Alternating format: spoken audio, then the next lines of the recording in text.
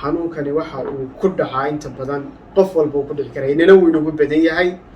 waxaana uu keenaa indhala-aan haddaan laga daaweyn marka dhammaan calaamadihii aan kor kusoo sheegay iyo talooyinka aan kor kusoo bixiyaba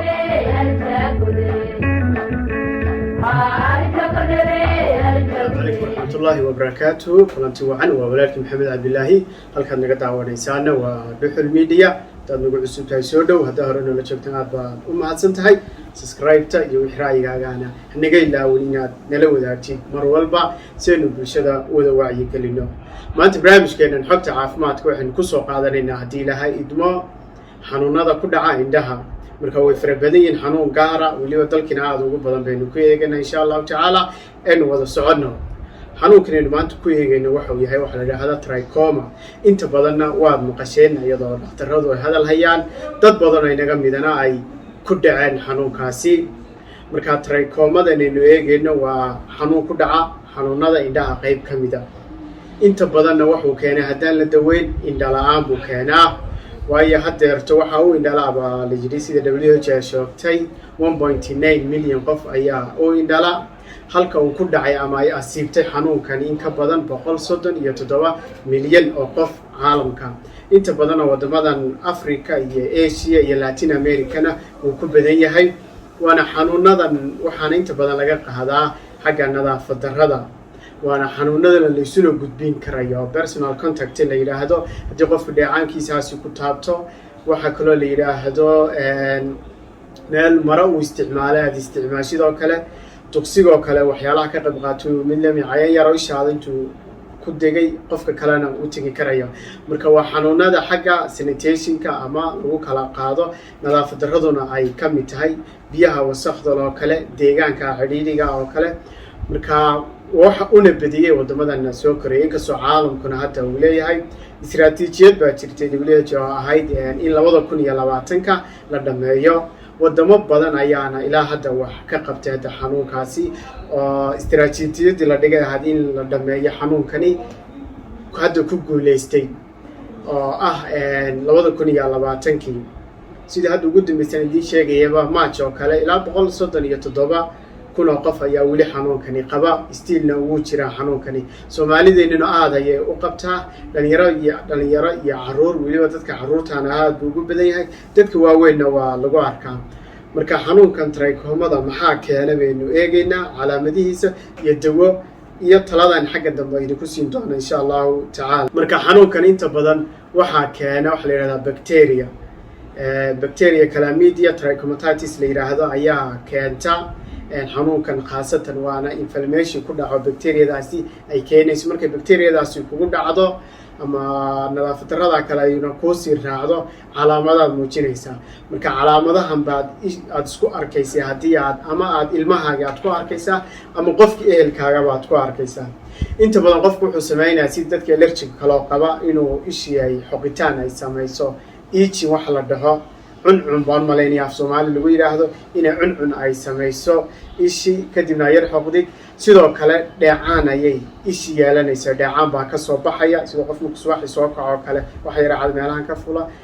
dheecaanka yar baa ka imanaya meesha waa inflammation baa ku dhacay caabuq baa gaadhay sidoo kale barar bay ishina ay keenaysaa sidoo kale waxa ku aad noqonaysaa qof leedka ama hadda ama telefoon ahayo ama guriga leedkiisa noqotay diida photophobia waxa la dhahaa qofkii qaadaya ay leedkii baa dhibaya ama cadceed ha noqoto waxa iftiinka la yiraahdo ayaa dhibaya qofkuna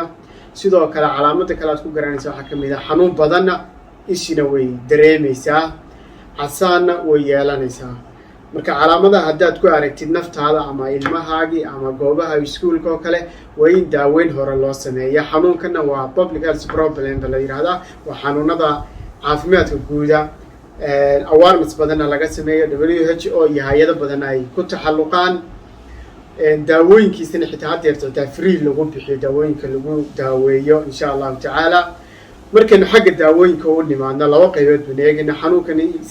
stage ko maraamas 5 marxaladood sida WHO ay sameysay marka qaybta koowaad oo kala antibiotic baa lagu la tacaalaa oo aad ka garanaysaa antitricillin dawadii TT-ga hada dhiiqada la mariyo farmasiyadana waa iska gadataa mana fiicnin inaad iska geeto ilaa xaaladaada la ogaado waxaa kaloo jira in la sameeyo surgery qofkana lagu sameeyo haddii antibiotica wax ka qaban waayo. dawada kale aadka ugu fiican antibioticana waxay tahay azithromycin oo dawo qaali ah kambaniga sameeyana hadeertana ugu deeqa inta badan wadamadan xanuunkani la daala dhacaynayo oo dawo aad u fiican marka la barbardhigo tetracyclinta. marka antibioticahan kuwaasa lagu daweeyaa dhakhtarkaagaana eegay mar walba xaaladaadu aad ku sugan tahay iyo inta aad u baahan tahay mar walba. intaa wixii soo raacana surgery ayaa qofka lagu sameeyaa oo in ishii qaliin loogu sameeyo oo qaliin caadiya lagu sameeyo. marka xanuunkani dhibaatooyinka uu keenayo haddii aad iska daweyn ama aad ilmahaaga ka daweyn ama aad bulshada ka wacyigelin waxay tahay waa indhala-aan aan soo noqon. waa xanuunada ugu badan ee indhala-aanta sababana uu ka mid yahay xanuunkani. waxaan doonaya inaad ila wada ogaatid calaamadihiisa iyo dawooyinkiisa si aad xilli hore ugu tagtid dhakhtarka. marka WHO kelmad bay usoo gaabisaa oo marka preventionka laga hadlayo ama xanuunka sidii loo daaweyn lahaa safe la yidhaahdo. taasi waxay u taagan tahay waa surgery in lagu sameeyo markaa ishii. eeduna waxay u taagan tahay antibiotic in mass antibiotic badan umadii markaa meeluhu ku badan yahay la siiyo haddii daaweyntiis noqotana lagu daaweeyo. ftuna waxay ka taagan tahay facial cleanness inaad wejigaaga mar walba uu nadiif noqdo la nadiifiyo. halka iduna ay ka tahay environmental haddaynu yidhi xanuunadin waxaa weeyaan waa xanuuno xagga nadaafadda in sanitationka biyaha ama nadaafadda biyaha la ilaaliyo. deegaanka aad ku nooshahay inaad dharka dadka la wadaagin. sariirta aad mar walba aad ku seexanayso qof kale oo xanuunka qabaatu ku seexdo waad ka qaadaysaa in nadaafadii la ilaaliyo xagga deegaanka. marka kelmadana WHO way usoo gaabisaa. dad muslimiinana way mahaynaku mar walba inay nadaafadda ku dadaalo. marka waxaan idin leeyahay inaad gacmahaaga iyo si hadda corona lagu jawaab barateen oo practical baad u samayseen in face wash fiican aad samayso si wacan aad u dhaqdid gacmahaaga iyo wejigaagaba. duqsigan haddii markaa qashinka kuu dhow yahana la ilaaliyo duulitaanka qashinka oo kale iyo duqsigan duulduulaya. improvementina lagu sameeyo biyaha la cabaye iyo badqabkoogana la ilaaliyo. intaasoo dhanba waad kaga badbaadaysaa oo wacyigelinteeda ay ka mid tahay. waana public health problem xanuunkani. marka insha allahu tacaala aynu wada ilaalina caafimaadkeena. fariintaydu waxay tahay xanuunkani waxa uu ku dhacaa inta badan qof walba uu ku dhici karaa inana wuu inagu badan yahay waxaana uu keenaa indhala-aan haddaan laga daaweyn. marka dhammaan calaamadihi aan kor kusoo sheegay iyo talooyinkaan kor kusoo bixiyaba waa inaynu wada qaadano insha allahu tacaala.